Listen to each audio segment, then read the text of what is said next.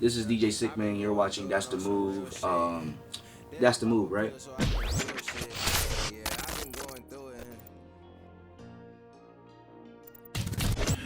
I started DJing like 2 years ago, and the way that I got into it was like I love music. It's one of my biggest passions in my life right now. And I'm like, I don't want to rap. I can't make beats like that, but like a DJ is perfect. So I can play my favorite music and share my love with other people.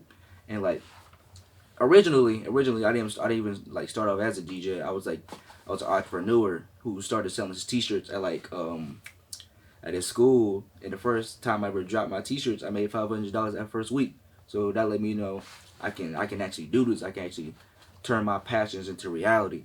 And like so Virgil Abloh from Off White, he makes clothes and he DJs. So that showed me that, oh, you can do the same thing. So that's where all that came from. Where Sickman came from. One of my friends was over. I was just practicing. I pirated this old DJ software, and I had a keyboard, and I was DJing with the keyboard, and I was just messing around. He was like, "Dang, that's sick, man." So I was like, I just ran with it. So it was just I just took it from what he said. Man, Kura, me and Kura been locked in ever since he started his music career. Ever since I started my entrepreneur career with my t-shirts, so we just been locked in ever since. And work with him is like we just bounce off each other. We always work good together. It's like we can never miss. Like some of our biggest shows was together. Like with T Grizzly, the one with ASAP a couple years ago. We just been locked in ever since, and we're making music together. So hopefully in the future we can go on tour or something like that. And working with Tay is my big cousin. A lot of people don't know that, but like uh it's just cool to learn from him because he's been doing it way longer than I have. I remember he used to go to the studio, come home, work all the time, and drop his first two mixtapes. It was really cool. So work with him now, see what he's been doing, or people who he's working with, the attention he's gaining. It's just cool just to learn from him, honestly. With ASAP, that was my first big show with in the underground, and like it was me and Kura, Jordan from former Vintage, the Preston, Spencer. That's the first time I ever met those guys. It was a fun time, but my nerves were so racked. That was like my first time. I didn't want to mess up, but like we rocked the crowd. Kura this thing. We always get the crowd hype. It was a very good show. Then with T, that is like my best performance, like opening with Kura, me and Kura, opening for T Grizzly. It was just, I never felt more home in my life. It felt like I was like living my dream. I was like, I'm here. I'm doing it. The crowd getting hype. It was full. It was just artists going up, performing their music. It was just, I never felt more home in my life than after Kura was the last performance. Turn up me and DJ Mo Beats, Big Sean's DJ. We was DJing and we just turned the crowd up, and then that was just something I want to relive every day. It was just fun. Initially, no one's gonna take you seriously until you show them why they should. And like a lot of people, kids my age, look for me for inspiration or guidance to ask my opinion about how should I do this. What do you think it is? What should I change? Blah blah blah, etc. etc. Because I built this consistency amongst myself as DJ Sickman, and people look to me like, dang, this dude is real. He does this. And to adults, initially they not gonna take me seriously, but after I showed them how I regulate myself, how I operate, how I take care of business, they see like, dang, this kid is real. So they get, I earn their respect. They see me as an equal to an extent. Some do, some don't. But that's what you gotta get. You gotta show them that, oh, he's serious. I can't belittle him. So that's my advice. The worst part of being in the business that I'm in is inexperience. But I've learned to take my L's instead of losses and turn my L's into lessons to learn from my past mistakes. So to better myself every single time I play or I do a business meeting or et cetera, et cetera. Like the best part is just gaining information, meeting new people.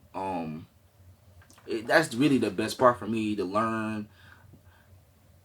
Just nothing more than that. I just like to learn and meet new people and just collaborate and do more. My best experience DJing will probably be the T Grizzly show with Kura. That was like my peak. I was like when DJ Sickman peaked and like that really put my name out there. Like I'm for real. Like I'm real. Like it was just crazy. That was the best experience. But the best experience just being a pure entrepreneur was winning 50K last year. With the Hooligan Collective and like being on the news and newspapers and stuff. Now, just over my career peaks was winning the 50K and the T Greeley show as a DJ. That was tight. The money isn't in my hands; it's in the hands of my mentors, the Hooligans. So we just been upscaling the business, just keeping a low profile, but we are working on new stuff for the future coming really really soon. Um. Do I? I have this one. It was just something stupid. It wasn't really my fault. It was the other person's who wasn't communicating correctly, and I left my laptop at home, so I had to scurry to get it back. Then even during the performance was just a mess, a train wreck. My anxiety was in space. That was the first time my first year DJing, so I was still a rookie. No, now that stuff don't happen no more. Bad experience. It's just recent bad experience. It's just my anxiety getting to me because as a DJ, the worst feeling is if I play, who gonna rock with it? Like, is people gonna rock with it? Yeah, it's just very. I'm very. I think any DJ who has anxiety is very picky and had to pick the right song not to lose the vibe. But other than that, no recent bad experiences, just bad anxiety, which you can. But the anxiety to anyone will wash away after you do it. I promise. That's the hardest question. I saw George answer Finito, which is true. That's his trademark. But like, I that's such a hard question because there's so many. Well, for artists, I use Sada Baby. That's from one. But in terms of just a song, either cliche, Finito or like Mo Bamba. That's yeah, that's the two that I use, or one of the ones I use. I'm just list them and get into the conversation. GG Beats, my main producer, J Spec, Cami Capone, um, and Kura, obviously, that's my man. But other than that, Cam Stacks, Fat Ron, like Blakery, just the whole creative community that I'm in with Kura, GJ Killer Squid, Angelo Campstacks, Fat Ron, all of them with the Glow Show that was a couple months ago. Glow Show 1, Glow Show 2. Just I never felt more home with a group of people in my life. Just we had some great parties, and some of the people I listed I've never met yet. But our next show, Stax and Friends at L Club, is January 17th. So that's the next time we gonna turn up. So all of them, those are my favorite artists that in the community, our community that I like to work with, or I have liked to work with. Oh my god. Gunna. I would definitely love to DJ for Gunna. That would be crazy in a tight venue. I hate off track. I hate open venue or open shows. A venue for me is more intimate and tight. You can get the crowd more hyped that way. I would like to. Who else? Who else? Okay, got it. Um, I would like to DJ for Gunna, Little Baby, Da Baby.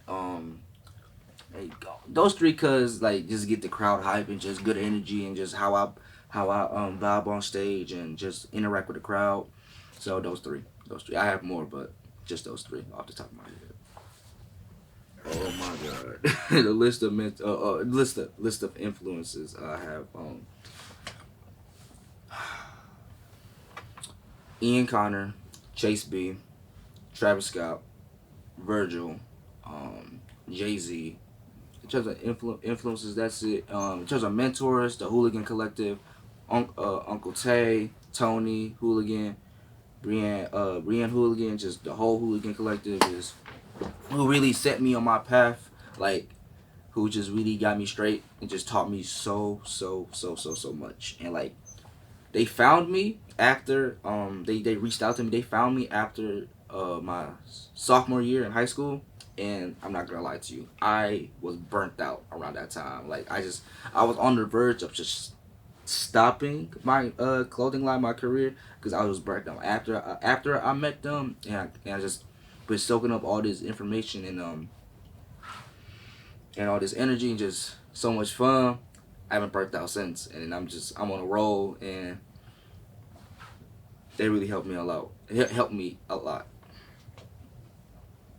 New Year's resolutions, not really, because I don't believe in that. Or goals, rather. Oh, goals. Oh, okay, I'm about to say, goals just to upscale, do more music, more parties, get better at my craft, be a better person, be a better creative, which is the most hardest one. But just do more of the same I've been doing. A lesson or realization that I came to when I first started, first day, I told myself I have to be patient, and I want to be working for 10 years, because those 10 years will give me so much experience. One cannot run and just keep running. You can trip and learn not to trip again, because if you run and keep running, you'll run into a wall and you won't know how to deal with it.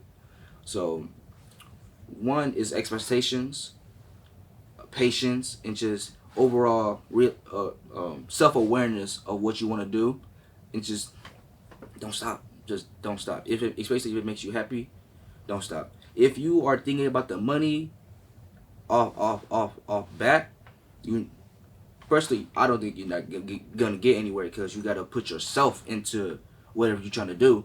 Then the money will follow you. It will definitely follow you if you attract enough attention, network, learn certain skills. I promise you will have to understand that. Patience and self-awareness. That's my advice. I got my song "Through It" feat Tay B out now, and my next show, Stax and Friends, will be January 17th. I've been going through it on some real shit. Yeah, I've been going through it on some real shit.